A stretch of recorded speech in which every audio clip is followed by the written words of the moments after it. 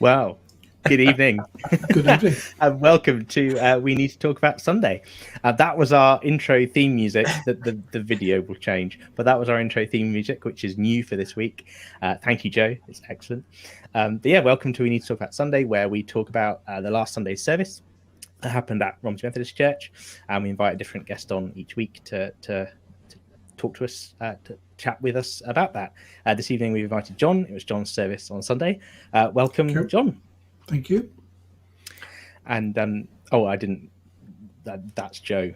That's all right. Yeah, sorry, Joe. That's what it is. All right. I was going to say we're 3 J's and we're all in red this evening. So very Methodist. Yeah. And the question that I didn't put in the chat beforehand, and I'll drop it in quickly now, is what is your favorite? What is your favorite Disney movie? What is my favorite Disney movie? It has to be Inside Out now, doesn't it? It's one of my favorites, actually. It's a great one, but no, I remember Andrew Wood gave a lecture about it in Romsey, which was very good. And actually, just watching the grandchildren pick up what they do at their ages at different ages was fascinating. Many levels in it. Yes, yeah. I really love, especially the sort of the newer Disney Pixar films. I think they're great. We recently watched Soul because that was over Christmas on Disney Plus. That's also very good. Similar kind of similar themes, I think. And it was very similar. Yeah. It's a good watch. But yeah, if anyone in the chat wants to let us know your favorite Disney movie, that'd be interesting. What about you, Jay? Well, Inside Out is definitely up there, but I do have a soft spot for WALL-E. I think it's just beautiful, but and also the Toy Stories. Can never get enough Toy Story. Otherwise, I go back to 101 Dalmatians. There's a remake, not a remake. There's like a Cruella. What's it called? What, live action? Yeah, live action, but it's what do you call origin story? Cruella DeVille origin story coming. So if you're into 101 Dalmatians, that could be interesting. Well, jumping on the theme of what Sunday was then, John, because you were leading us on the Call of Truth, which is number 2 of Lent. Is it number 2? Yes, yeah. And I was just going to ask you, picking up on that idea of truth and that theme of truth. And obviously, you spent a long time explaining about this kind of self, true self, and what it means to be true to yourselves and emit that through who you are. But I wondered whether there was a sort of difference, perhaps, between that type of, let's call it biblical truth and non-biblical truth, scientific truth, perhaps. I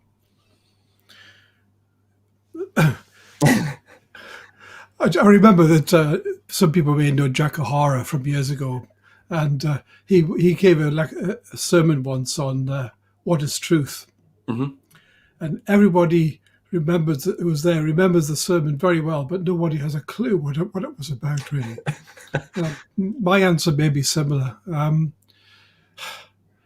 Truth, the truth I mostly look at has been scientific truth, and generally you know that you're provisional. What you're trying to find out depends on what you can manage to find out. In fact, I spent most of my career trying to develop techniques to probe things a little bit more deeply. You're always left with the feeling that there's more than you can ever find out, and that's a challenge rather than a condemnation, really. But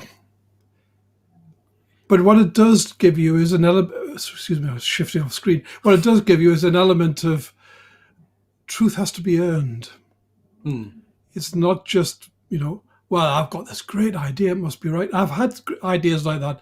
Some of my worst ideas ever were at 4:00 in the morning, and I was so attached to them because I lost so much sleep. And then perhaps 2 or 3 years later, I realized, well, you've just wasted 2 or 3 years trying to prove something which is completely silly. So truth has to be earned, and that's, in a sense, one of the things that I wanted to try to get across. Really, it's it worries me, and in fact, I wanted the subject of truth sometime this year, but I hadn't seen the connection. It was only when I saw the Greek word psyche, and then what it meant, when going back through the Hebrew, not derivation, but the Hebrew equivalent word, that the truth self and Jesus calling people to their true self just seemed to gel in a way that I hadn't expected. Well, I found it interesting. I was just looking up generally about sort of truth and this idea of biblical truth. I found it interesting that that when we think about what is true, there's the general idea of, okay, facts and what is, what's happening, what's honest, what's there, sort of thing. But I, looking through the origin of the word truth, there's an essence of understanding it from the point of view of faithfulness and sort of constancy and loyalty. And I thought that was a really sort of interesting avenue of where truth comes from. And to me, there's that extra element, rather than just something being right, scientifically factual truth. Yes, I agree with that, and I worry about all people who say they know the certainty of things, and particularly scientists. Scientists are generally a bit more phlegmatic about their position in the world. Other people assign them a certainty that they don't necessarily have. There are some things which you can say with a very high probability are wrong, and that fact sometimes is lost on people who get closer to the political domain, for example. But I think we have to recognize that truth is something you're trying to attain, but it's something of enormous value, and the word I used was trashed. If you use the word, if that's what happens to it, then we're all the losers for that. And people have been over the last few years, and particularly playing on their own personal validity. Whatever I say has to be right. Well, I'm sorry, it isn't. You can say chlorine is a pink solid, but it won't stop it being a slightly yellow gas, I'm afraid. Yes. Okay. Well, I think we'll probably end up circling back round to that a little bit later, actually, that idea of truth. And no doubt I'll use the word fake news at some point. That's okay. It'll happen. But we mentioned last week, Gareth said something interesting last week about in Mark's Gospel, Jesus kind of accumulating some of his authority when he started out his ministry from having been tempted. And obviously there's a strong theme of authority running through Mark's Gospel. And you mentioned about authority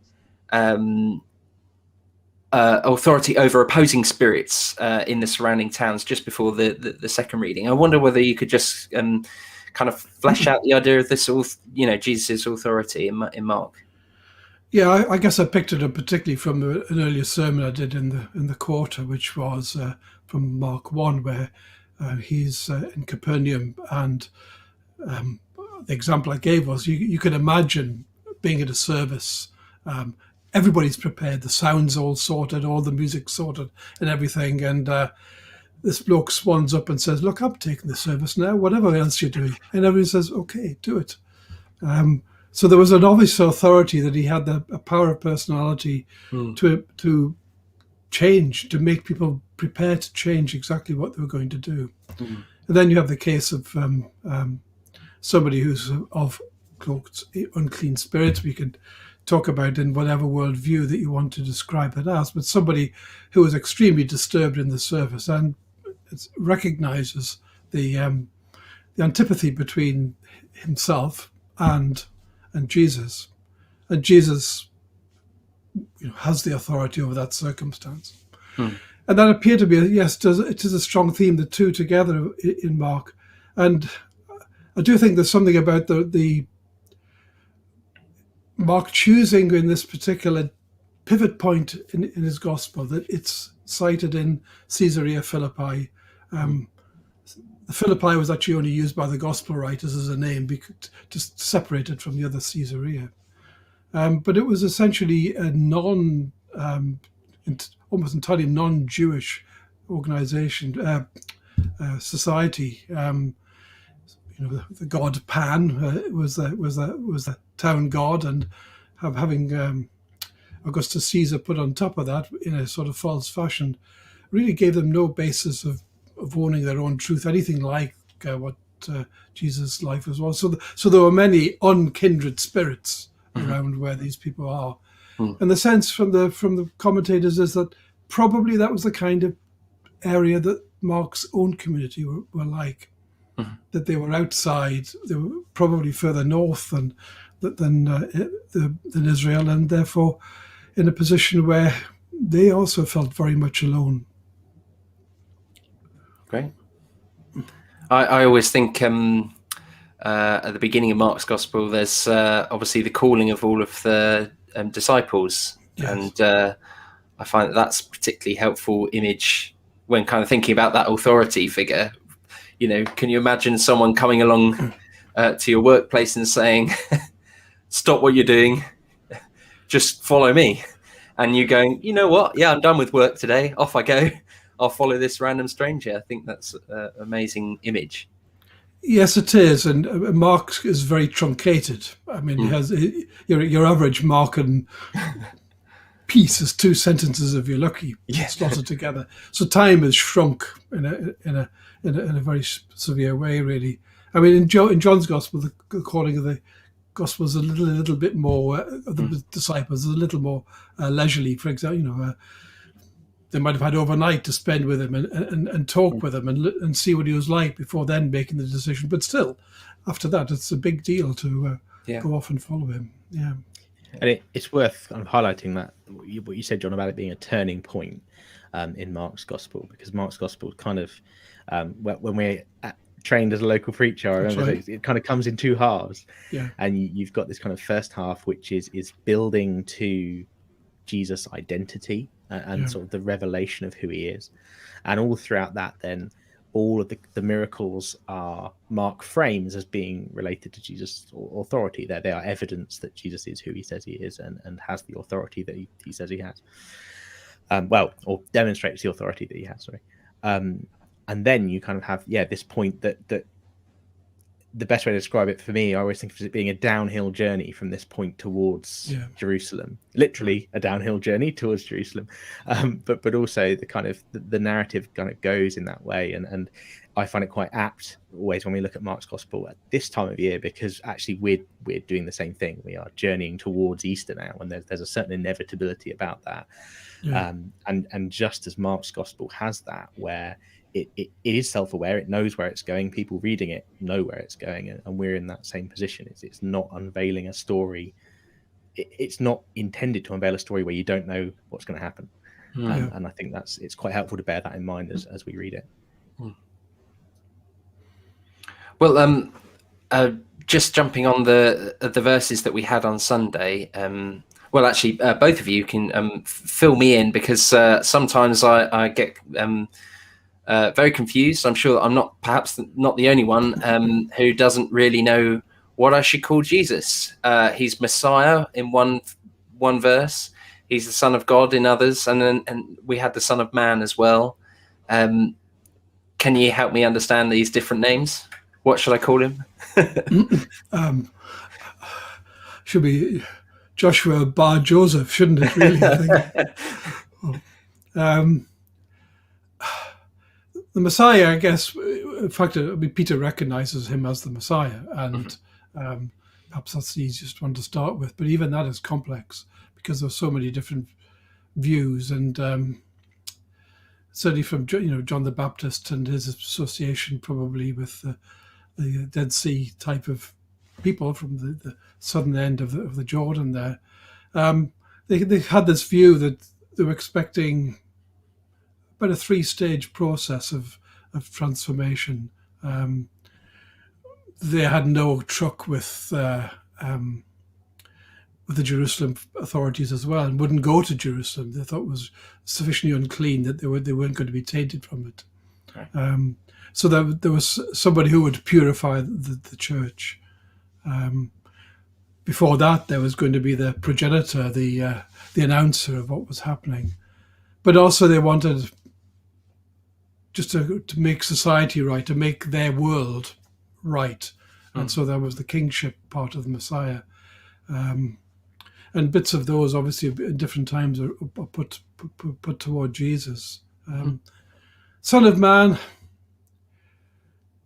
Yes, there's one like a son of man who comes. But to my mind, some of those phraseologies go back to Isaiah 40 and also to Ezekiel to an extent, and to Daniel. There are different images. But the image which comes through the second part of Isaiah in the chapters 40 and 50 is to me the suffering servant, which is one of the great, I think, one of the great pieces of writing in the Old Testament, by my view anyway, where you can see this view changed from, firstly, Cyrus was the person who was their Messiah, who said, look, you can go back, you'll be able to go back to your land. But then things went pear-shaped, and they realized actually they couldn't put their trust in a foreign leader. They had to really put their trust in God and how God was going to help that. But I guess, to my mind, the sons of are best replicated in the Old Testament as the suffering servant. Great. Anything to add, Jace? What John said. Okay. No, I mean, I guess the only other thing to bear in mind, especially with terms like Messiah, in the New Testament, but part of the point of what's happening, or part of the point of what is being revealed, I guess, through the gospel, is that if you think you know what Messiah means, you're wrong. Yes, that's kind of what, and the Gospels are coming at it from that angle, and so there's a lot of effort put in to kind of identify Jesus as the Messiah, because actually, if you were a first century Jew, your idea of the Messiah was almost certainly, as far as they're concerned, wrong. And so there's a danger that you look at Jesus and Jesus is the Messiah because he doesn't do this and this. But actually, the point of the Gospels is that they're pointing out, no, Jesus is the Messiah because this, and this. And actually look back, reread the Old Testament, and then, then you'll understand. And Jesus does that himself a lot, doesn't he? He says, you've heard it said this, and it's actually like this. And all of those things are kind of to help us understand that the Gospels are a description of the Messiah. That's what they're doing. Mm-hmm. Well, I said that we would circle back to it, John. Just jumping back more towards the theme of truth. Yeah. And this may seem a little bit waffly. I shall try and succinctly put it. But personally, I've noticed that we're in a culture more and more today of this idea that that self-love, self-acceptance is more important. I see a lot of people sort of, perhaps mostly on social media, sort of posting, this is who I am. If you can't take me for who I am, then get out my life, whatever. I'm not changing. That's just me sort of attitude. And if you don't like that, walk away sort of thing. I understand that there's obviously, perhaps we are just in a generation where people are more, perhaps they require more self-acceptance. But where's the right balance? Where's the balance of sort of self-esteem and non-negative self-image, but keeping in mind Jesus at the center of our lives? Whoa. I'm a child of the 50s and the 60s. Society was really different then. What I do remember, one of the reasons we came back from the States after we went there, my parents never thought we'd come back from the States, but why should you? because really it was a sense of duty in society and belonging. In a sense, you saw your place as being a building block on what you'd learned from other people. And I've said the story before. Look, in my look at the back of my family tree. My grandfather was in the Somme, the Battle of the Somme. My father's 21st birthday was listening to Stuka's coming down onto Dunkirk. My 21st birthday was worrying about whether England would win the World Cup in 1970, which obviously it was disaster because they didn't. and so the priorities change with the circumstances, really. But there were other things that the 50s and 60s and so forth were very bad at, and that was actually people's true self. So many times you hear, I have even my father's experiences I knew very little of, really. His first wife died of what's said to be TB, really, but these sort of things weren't mentioned, really, and so they were deeply my parents had two children who one was stillborn, one was died. You did not talk about these things. They were put away, and I think in particular in my father's case, his personality was challenged by this. It was hard for him to express views on anything at all. So I don't know what the balance is. It's quite a British thing, isn't it, to sort of have that stiff upper lip and keep that, it's quite an outdated view now, isn't it? I think largely it is outdated, and I'm pleased to see that. I was kind of struggling sometimes with some of the words and the worldviews that I was using on Sunday to try to get some sort of balance with that. But you're right, things have improved, and just looking at the things that people are trained for at work now, you wouldn't have been done that. That wouldn't have happened when I'd started there. Yeah. Do you think it's flipped too far one way? Do you think it's flipped? I think trashing truth is far too far. I think that's demoralizing to people. How can people, as I said on Sunday, how can people say, look, I don't think this is right, but that's what people are saying, and they're saying with a loud voice. So is my worldview wrong? But no, have confidence in your worldview, particularly if you're taking it from Jesus' own messages. That's a strong piece of authority to use. Do you think that as a generation we're too self-obsessed? I mean, that's a really harsh word, perhaps, but do you think that it's flipped too far that way? You can't put the whole generation in one particular batch, really. Certainly, I've been involved in trying to help things in terms of Eco Church of how to interact with government, and there are some great young people involved in trying to help churches do that. They are great communicators. They're completely putting their life on the line for this is an important thing. No, they're not self-obsessed. They're doing a fantastic job, but there are some who are self-obsessed. I watching the January insurrection in the States just horrified me. I guess, and you can see it in real time. And American friends are just completely taken aback by what happened. In fact, very pessimistic about the future because of this, really. So yes, I think people's just relying on their own merits and being completely contemptuous of others. That's not a good place for society to be.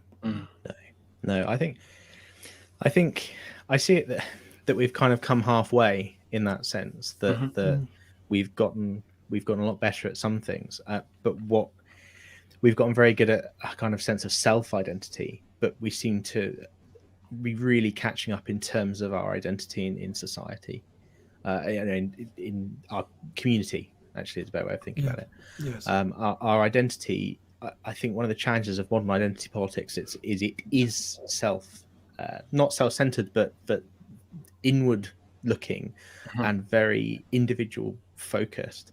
And what it forgets is that we do, whether we like it or not, we do live in a society where our identity is part of a larger social contract. I mean, John is a doctor. Now, John can't imagine himself to be a doctor and that's it. That's something that actually society, John's done work that society has recognized in order to be given that title, but that's then part of his identity.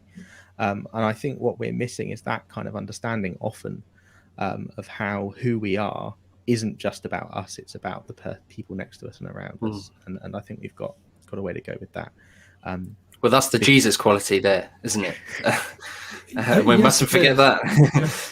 Again, if you think of the aspect of justice, then lots of this self-centeredness really is abhorrent to justice. They don't care about justice because nobody else does matter. It's just me, and I can play what I want to the truth as long as I get my own bit of the pie. Cue this Sunday, which is the call of justice, I believe. Is it? Okay. I think. Right. I'm glad you looked up to it because I always forget to do it before this. It's dreadful. Staying on a similar topic, then, John. Whilst we're kind of thinking about the trashing of the truth, I was thinking, particularly sort of centered on social media. Basically, how can we kind of demonstrate Christianity online? What do you think are some good things for that? Sorry, John. It's fine. It's okay. I mean, this is what this is all about, really. But as you well know, the problem with social media is people get their own bubbles and they become self-grinding almost. They make sure that they are the center, and anybody else is wrong. And whichever group you're in, I mean, obviously my group of people on Twitter are the best kind of people. Otherwise, why would I follow them? I don't know. Thanks, but you're welcome.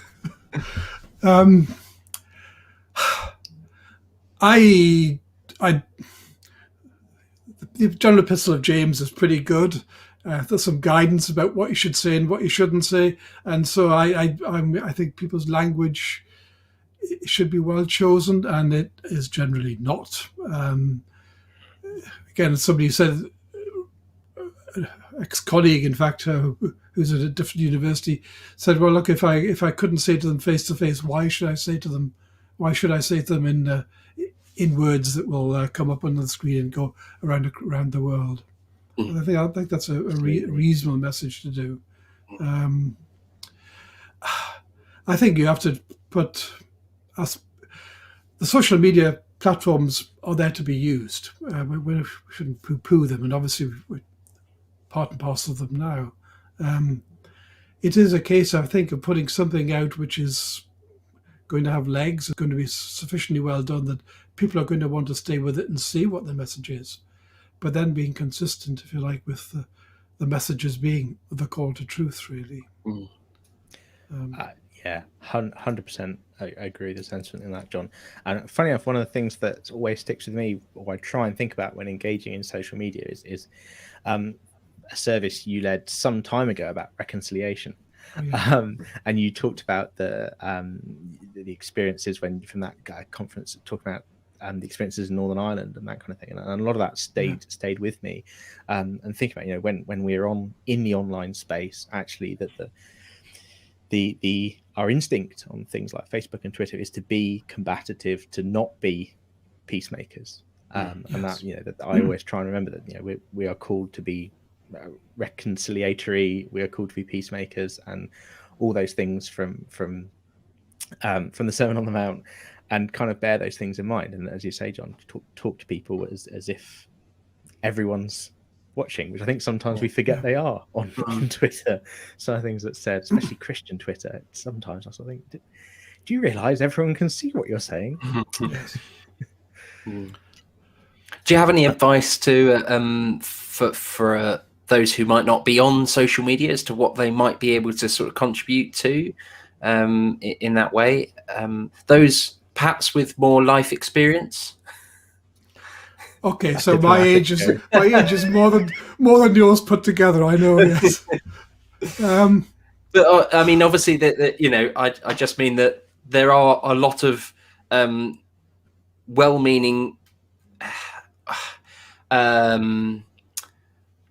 experienced Christians out there. Yeah, I mean, that won't be on social media. That Yes. you know, and a lot of young children in particular who obviously are more vulnerable and more swayed by this sort of thing. That's what I mean by sort of someone who might have a bit more willpower, a bit more life experience in that way, to being a bit more sort of headstrong in their beliefs. And how could they sort of support someone who is on social media and is easily swayed by that way, sort of thing?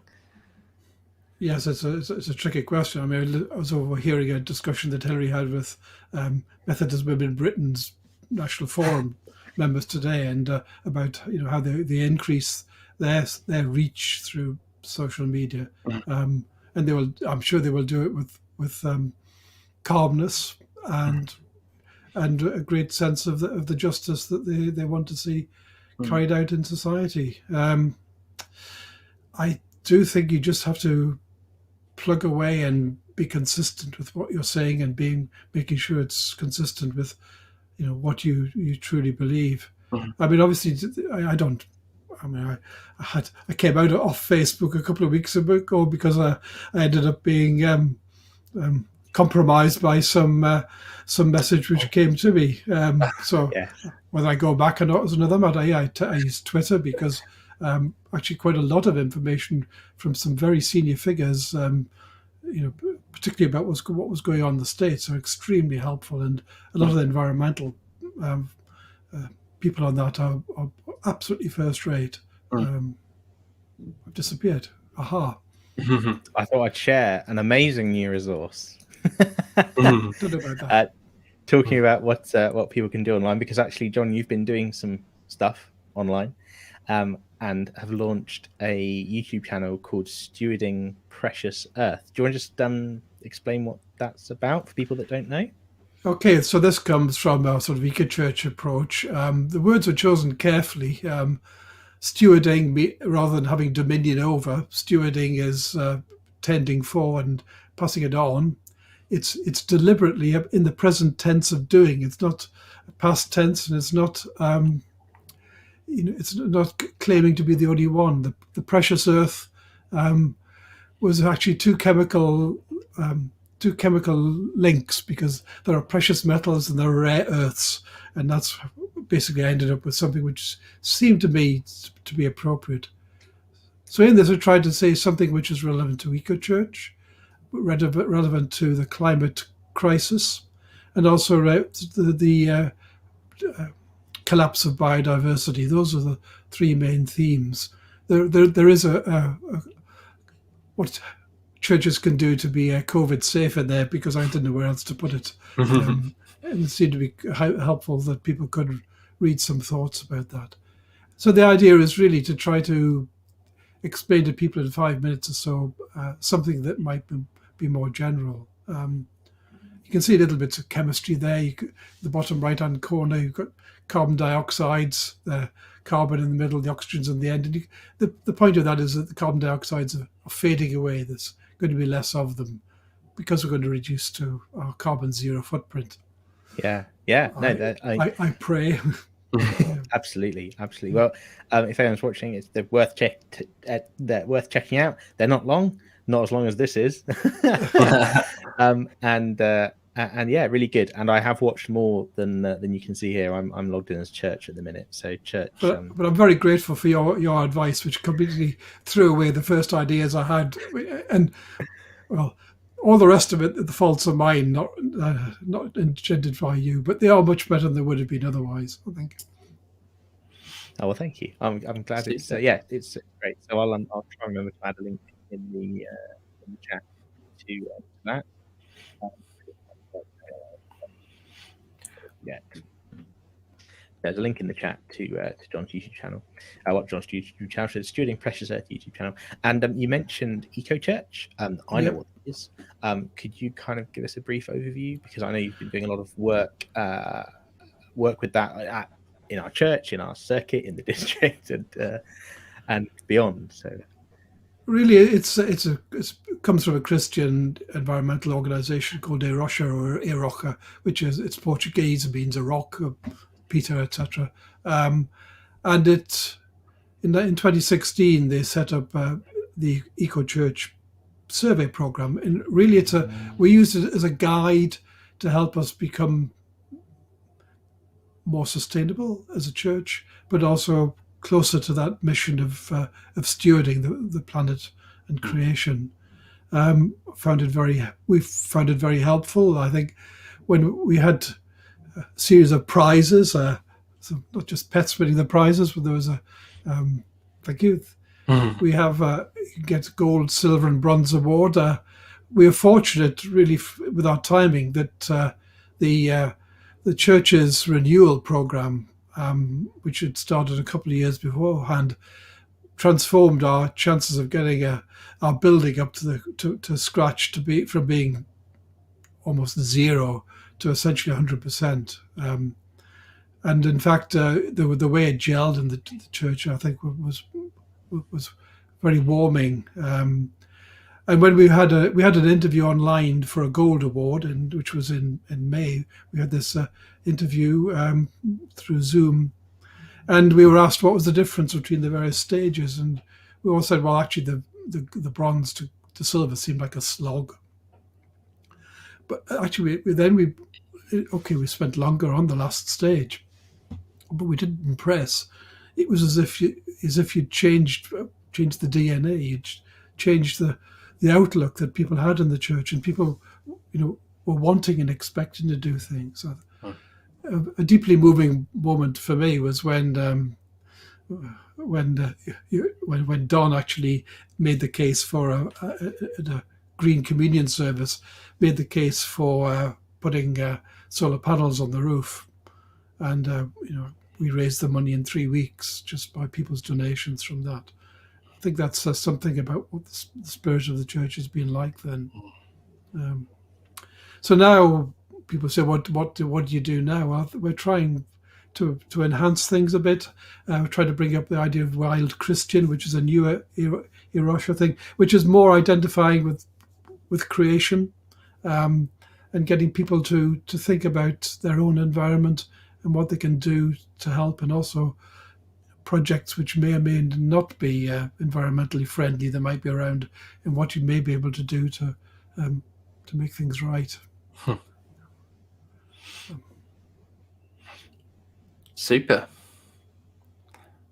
Jace, you're muted at the moment. Oh, sorry. There we go. Classic. There you go. I should share that as well. So that's Wild Christian. Wild Christian website. So give that a Google.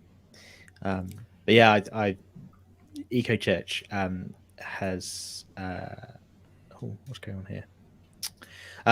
For me, Eco Church has felt like a huge success, and one of the big differences it's made to me is that just linking the theology and the why to the kind of day-to-day stuff. Because actually, I think as a millennial, I get climate change. And my whole life it's been talked about, really. But actually being able to understand how that fits with faith has been really helpful, and I can feel that I'm I guess doing twice as much good in that sense. But yes. No, it's been really helpful. For me, it's been kind of payback time, because I've spent most of my career working on petrochemical end, really, trying to understand a little bit, help develop methods to help people understand how things work. One advantage, in the sense that nothing to do with me, but the development was that the car exhaust catalysts, which are users of platinum, palladium, and rhodium, these are precious metals by definition. They have 10 times less metals in them, and they're 10 times better at taking away the gases that we don't want from them. So a lot of work has been gone on in that, which actually, in a roundabout way, does help climate change. For example, even taking out your NOx out of your exhaust stops the amount of ozone which is being formed in the lower atmosphere, and that's one of the greener. It only lasts for a few days, but it's built up constantly, and it's one of the things that we need to reduce, really. Everything we do has an impact. Mm. Yeah. Well, I think we've definitely reached the end. Okay. Yes, but thank you so much. That's been it was great, John. A great chat and fascinating. And I'm sorry for giving you so many hard questions. Yeah, apologies. Sorry for giving you so many weak answers. No, it's great. It's great. Good to great to have that conversation. Well, we'll end with a prayer, I guess, as we always do. Before we do that, is there anything we don't? I don't know what's going on next week. I've not even spoken to Gareth. I presume he'll be happy to come. We'll see. Or maybe we'll have some random justice on Sunday. That's what I know. Gareth is talking about the call of justice. Well, he's chairing the circuit meeting now at present. Oh yes, did we get you out of that, John? The first 10 minutes, anyway.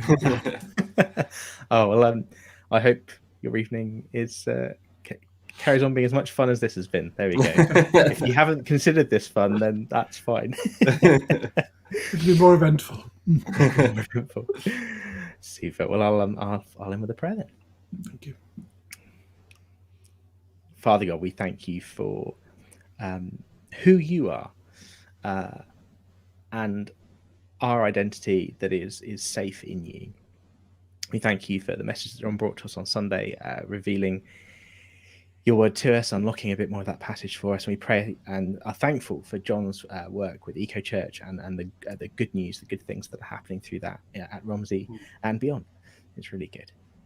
Amen. Amen. Amen. Thank you, guys, and have a good week next week. Yeah, thank you, John. Thanks for watching, folks. Yes, thank you, everyone. And we'll catch up soon, and I'll hit end broadcast. Thank you.